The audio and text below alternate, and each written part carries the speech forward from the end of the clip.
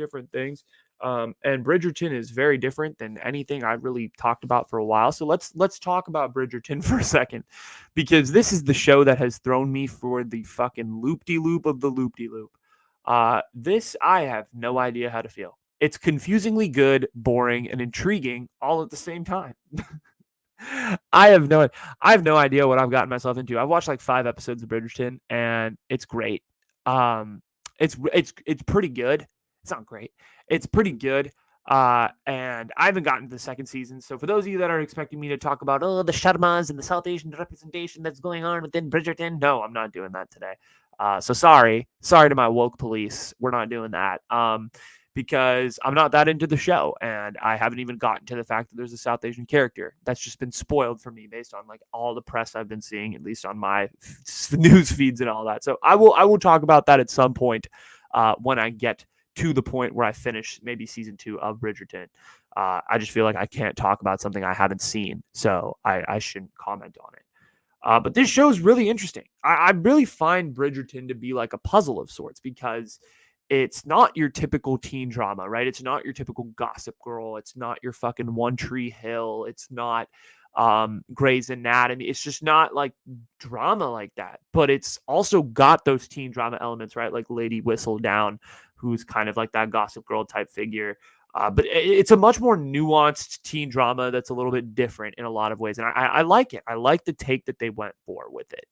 Um, I I really like also, I was reading some press about Bridgerton earlier, and I like how they've called the show, rather than just like they've kind of taken the show in a different direction. Because for those of you that know, Bridgerton takes place in the Regency era of England, but it's not a historical period piece. You know, it's not all about the environment that the lords and the duchess and the dukes grew up in the royal family, and like the, you know, high society that's been done before, right? Those shows have been done before. That's called the Tudors. That's called the fucking, you know, even Downton Abbey, even though that's a little bit more modern, but Downton Abbey, freaking, there's shows on shows on shows that have been done about the British royals. Who cares? Why do we want to see another one? But the thing is, what's so cool about Bridgerton is it's different.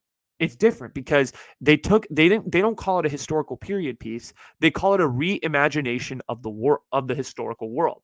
So they integrate elements of modern society, and in and they integrate it within this historical period that is the Regency era. So there are African American, not African Americans, I guess, British Africans that are playing, um, high profile king, queen, duchess, duke roles.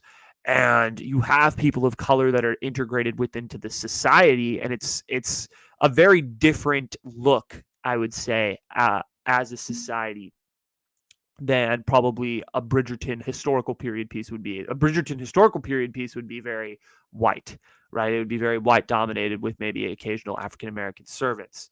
But you're seeing a lot of black characters reach predominant roles on Bridgerton. You're seeing a lot of people of color reach predominant big roles on Bridgerton. And it's kind of interesting to see, like, in terms of the diversity aspect of things. And I really like what they've done. I thought originally, when I first saw like the first 5 minutes of the first episode, I was like, this is literally just Gossip Girl in the 1860s. I was so mad. I was like, this is with this Lady Whistledown stuff. I was like, oh my God, like, this is just going to be terrible. Like, this, I know exactly where this is going. But Lady Whistledown kind of takes a step back, really, after episode 1. And you don't really hear a lot from her throughout the show. You'll hear like occasional narration, but that's fine. Like, I don't really care. It's very focused on these characters and their complicated family dynamics and these problems. And it's cool because Bridgerton, the way that they construct their characters is that the characters are constricted within these parameters of they're like modern characters, in that, like, these are characters that would, like, I could see Daphne Bridgerton and the Duke of Hastings like in, like, down the street. Like, they would fit into modern society, but yet they also have this tremendous I don't even know how to describe it. They have this like tremendous constraint about them that they need to fit into the societal standards that are put in front of them based on these rules of the Regency era. And so the show sticks to the rules of the Regency era, but it allows their characters kind of modern flair to it, which makes it relatable to the audience. And I really like the way that they've done that. And honestly, I don't hate a main character on the show. Like, I like the Duke of Hastings. I think he's cool. I like Daphne. I think Daphne Bridgerton's a lot of fun. The brothers are, they're annoying, but they're also fun. And so it balances like the historical boundaries with this innocence. And I think I think the theme that Bridgerton does better than any show that I've really seen in a while. I think the theme that they do the best is sex. And you probably heard sex and turn this off if you're an auntie or an uncle. You're like, sex? He's talking about sex. What is wrong with him? Huh? Okay. All right. Listen, aunties, uncles, everybody, older people, let's chill. Let's chill. I'm talking about sex. Yes. I'm not going to talk about. Yes, we're going to talk about sex within the context of Bridgerton. I made that awkward on purpose. I don't know why I did that. But when it comes to sex on Bridgerton, it's seen very heavily throughout the show. There are a lot of intimate scenes. There are a lot of scenes of that type of nature. But the way that the writers handle it is so phenomenal. It's so good. Like the what's it called? Like yeah, like I'd say in the first like because I've only gotten through about 6 episodes of the show, so you can tell me if that changes and if this motif changes. Uh, but the first 3, 4 episodes are like whatever, right? It's just like normal hookups, like cool, blah blah blah. But I think like sex when it comes to Daphne and the Duke of Hastings, like with her, I'm sorry if I'm spoiling the show, by the way, like her Daphne's innocence compiled with like the Duke's kind of patience. And I just thought it was like a very refreshing take on something within society that's a taboo, but also at the same time, like showed their modern characters off. And I thought that was really cool. And I feel like a lot of shows on TV in general don't handle love and sex well at all. They like corrupt it in a lot of senses. Like I think Euphoria really teeters that line. Like I love Euphoria and it's great, but they could handle the love and sex part a little better. And in my opinion, and I feel like Bridgerton does the opposite. I feel like Bridgerton does a really good job of showing like what is actual like legitimate, just arranged love. And I think what's weird about this is I've seen this show is very popular with a lot of Indian people, and I'm like, why? It's very clear why the show is popular with Indian people. It is like in a lot of ways allegorical to arranged marriage. And I like the family dynamics. Like I love the way they've written it. It's very relatable. It's definitely traditional. It's got a very traditional feel to it, and you see those historical boundaries. Obviously, it's a show that takes place in the Regency era of Britain, but I feel like there is a lot of things that modern audiences relate to when it comes to these characters. And I like that. I like that a lot.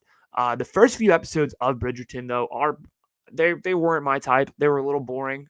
They moved kind of slow, but I feel like if you get through those downs early on, it really starts to pick up around episode 4. That's when the show, the whole plot, all the characters, all of these things really start to come together, and then you start to kind of get deeper and deeper into what the good parts of the show, which is where you want to be.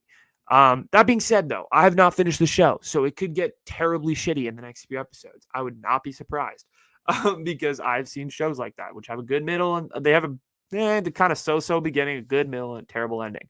But we'll see. I'm still halfway through the first season. Maybe at some point I'll come back on here and give you my little update as to how I feel, and I may call Bridgerton the worst show ever. I don't know. But I don't think that'll honestly be the case. This show has surprised me a lot. It has. It's definitely a very different show. It's got a refreshing take on a lot of issues. And I think if you guys are open to a different sort and a different style of show, I think Bridgerton might be the show for you. So definitely check it out. It's on Netflix. 2 seasons are out, so it should be available. It's definitely not a quick binge, in my opinion. I think this is a show like you got to take your time with. The episodes are like 57 to like an hour 10 long, so they're kind of longer episodes. But it definitely is worth it, and the show does pick up after the first couple episodes. So stick with it. I'm telling you this. I've seen Bridgerton be pegged as like a girl show. Not at all. If you're a guy and you like this show, I don't blame you. It's a great show. It has a lot of redeeming qualities to it, and it's been a cool ride so far. So I'm excited to kind of finish it and give you my full thoughts maybe at some point on an after show or something. But I really do like the historical reimagination that they're going for, because it's a trend that hopefully we get to see in some other shows as well. Yeah, and maybe like some other creative plot lines are developed and whatnot at some point with that whole idea of things. So let's see how it all kind of develops and comes together.